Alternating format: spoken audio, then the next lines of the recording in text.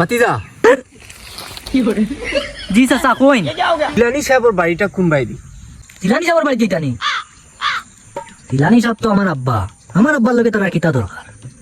তো চাচা মিয়া জিলানি সাহেবের বাড়ি কিতা লাগি যাইতা ও আইসলাম একটা বিয়া সম্বন্ধ মাত লই আর কি।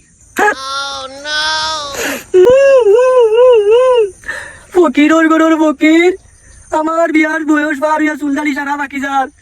আর এ তার হইলো একপা গোবর আর একপা মাটি দে বলে এখন বিয়া করতো বিয়া তোর কি রে বলবো চাচা মিয়া